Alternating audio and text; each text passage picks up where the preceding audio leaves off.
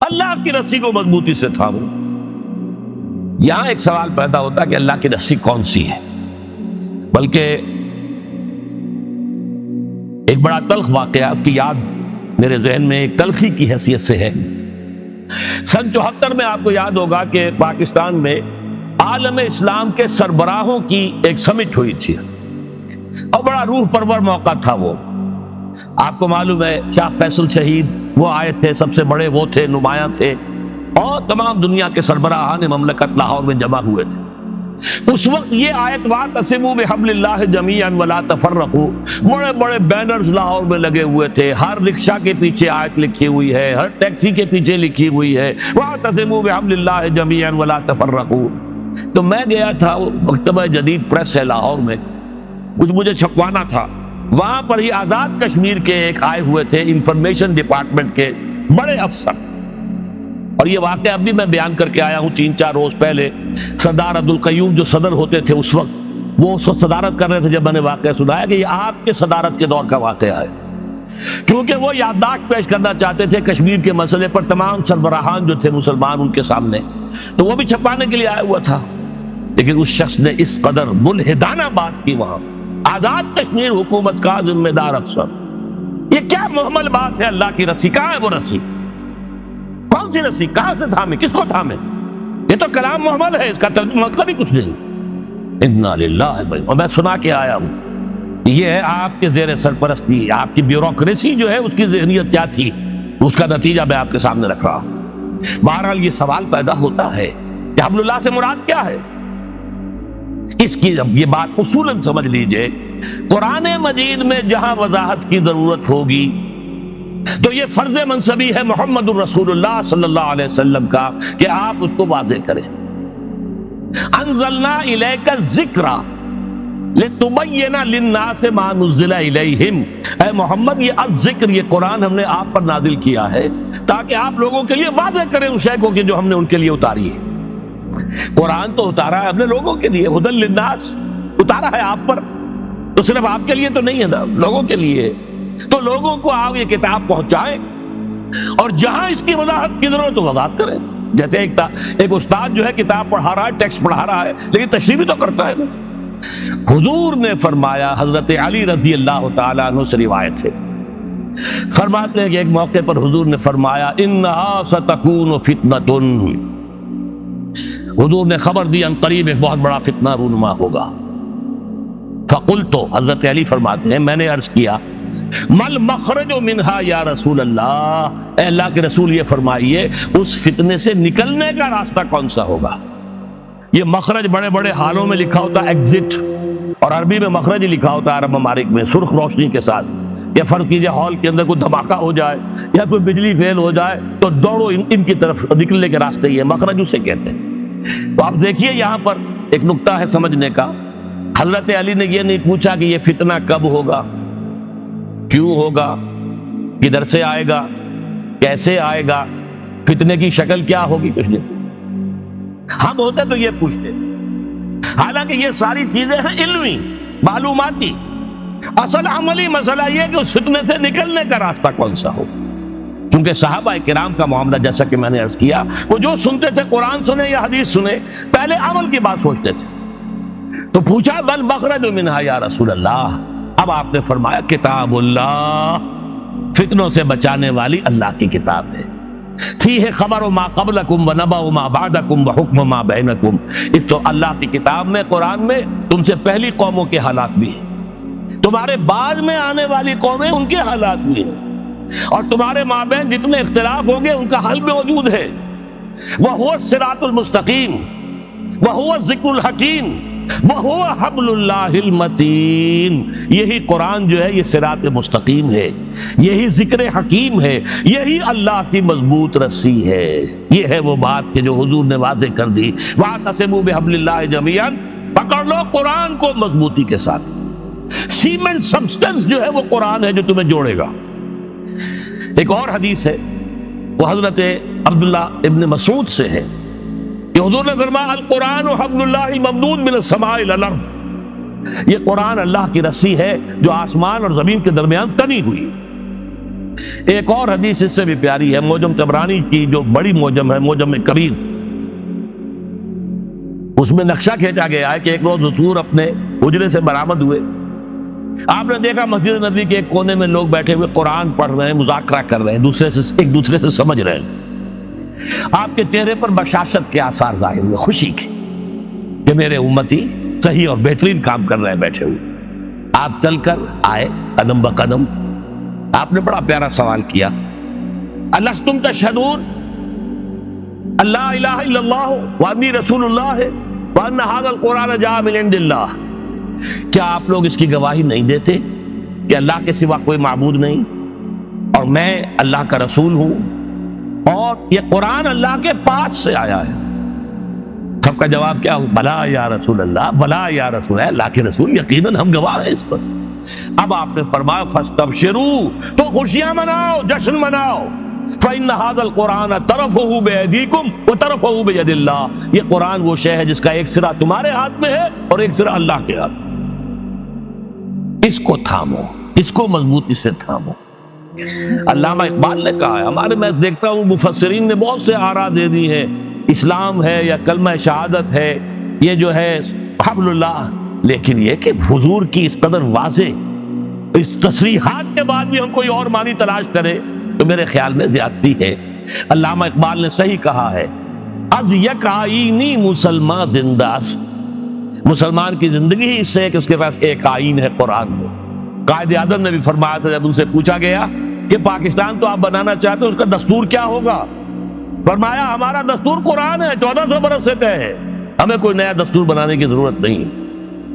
از یک آئینی، ایک آئین ہے ہمارا، از یک آئینی مسلمان زندہ است، طے کرے ملت سے قرآن زندہ ہست، یہ جو پیکر ہے میرا، اس میں میری روح ہے، میری زندگی ہے، اس سے میں زندہ ہوں نا، وہ نکل گئی تو یہ لاش ہے، چھڑ جائے گی، اسے جلدی سے قبر میں اتار دینا۔ تو پے کرے ملت سے قرآن زندہ ہست، قرآن کی وجہ سے ملت جو ہے اس کے جسم میں جان ہے۔ ماں ہما خاک و دل آگاہ اوس اعتصامش کن کہ حمل اللہ اوس، ہم تو مٹی کے مانند ہیں، دل کی حیثیت قرآن کی ہے، ہمارے یہ وجود کے اندر جو مٹی سے بنا ہوا ہے، یہ قلب ہے جس میں روح ہے، روحانیت ہے ہماری، تو قرآن جو ہے جسد ملی میں اس کی روح کے مانند ہے۔ ماں ہما خاک و دل آگاہ اوس اعتصامش کن کہ حبل اللہ اوس، مضبوطی سے تھامو اس کو کہ یہ ہے حبل اللہ۔ اب میں ذرا اس کی توضیح بھی کر دوں کہ قرآن کے حبل اللہ ہونے کا مطلب کیا ہے۔ دیکھیے اتحاد جو ہے، لکڑیوں میں اتحاد ہو جائے گا، رسی سے باندھ دیجیے متحد ہو گئی۔ وہ بڈھے کی وہ جو نصیحت تھی اپنی اولاد کو کی تھی، وہ سنی ہوگی، بچپن میں پڑھی ہوگی، کہ مرتے ہوئے اپنے بیٹوں کو اس نے سبق سکھانا چاہا، یہ خپشیاں جو ہوتی ہیں، بڑی پتلی پتلی لکڑیاں، ان کو جمع کیا، رسی سے باندھا، ذرا توڑو اس کو، سب نے زور لگایا، نہیں ٹوٹی۔ پھر کہا اچھا انہیں کھول دو، علیحدہ علیحدہ کر دو، علیحدہ، سب کو توڑ دیا آرام سے۔ تو بتایا دیکھو اسی طرح بندھے رہو گے تو تمہیں کوئی توڑ نہیں سکے گا، شکست نہیں دے سکے گا، اگر علیحدہ ہو گئے، متفرق ہو گئے تو ایک ایک کر کے تمہیں توڑ دے گا دشمن۔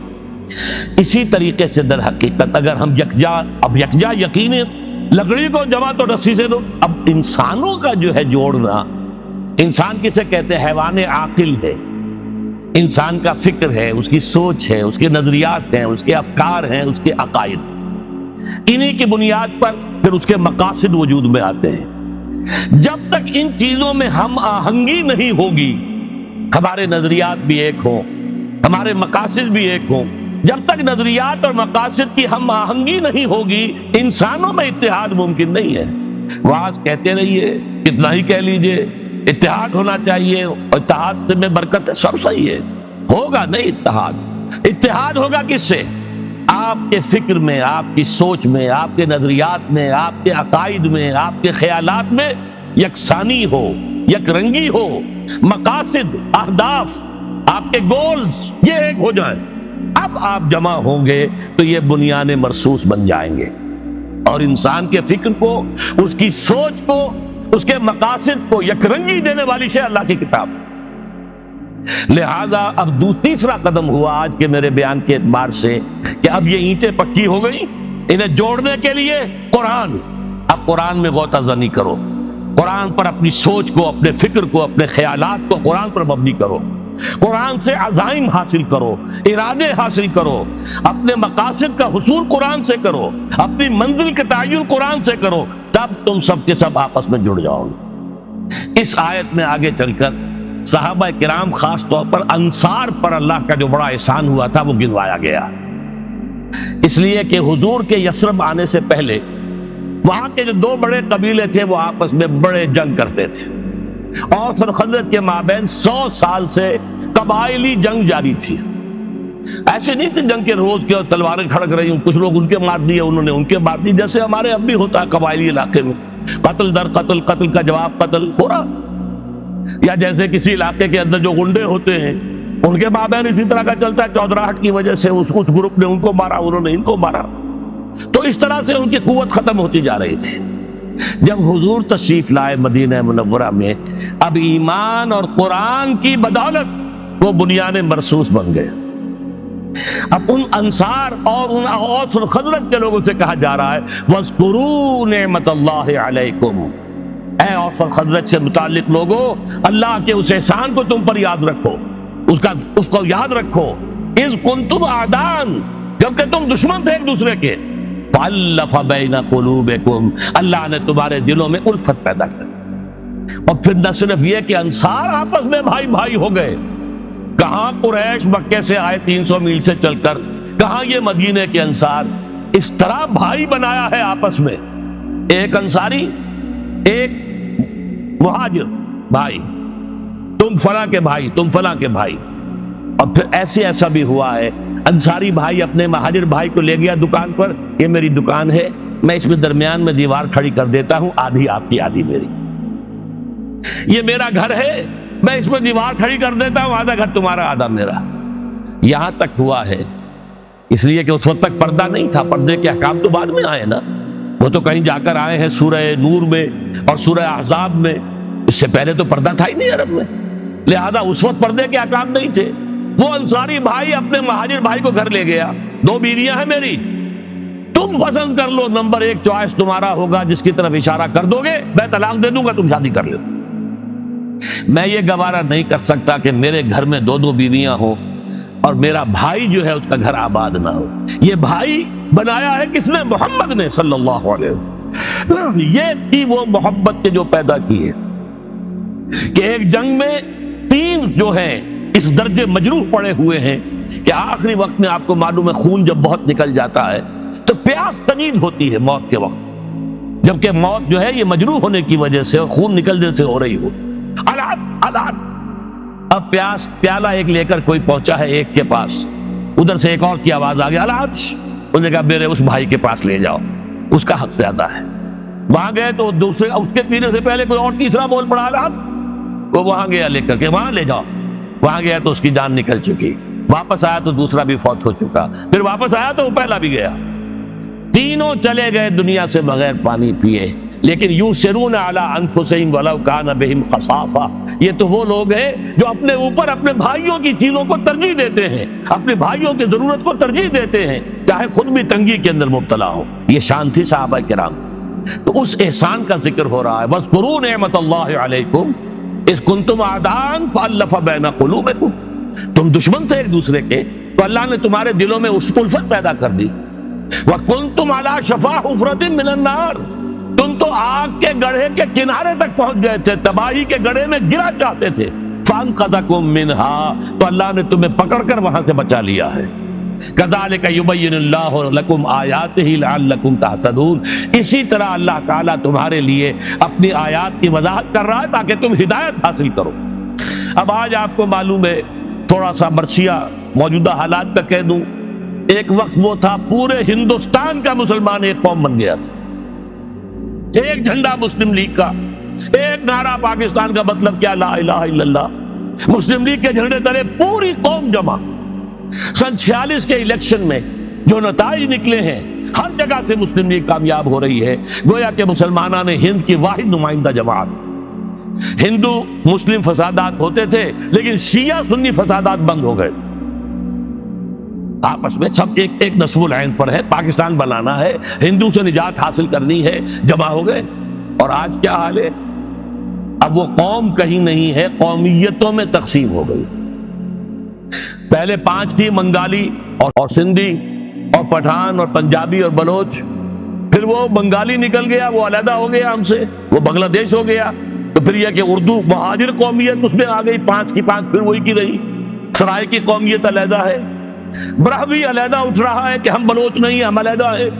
یہ ساری تقسیم در تقسیم کیوں ہو رہی ہے؟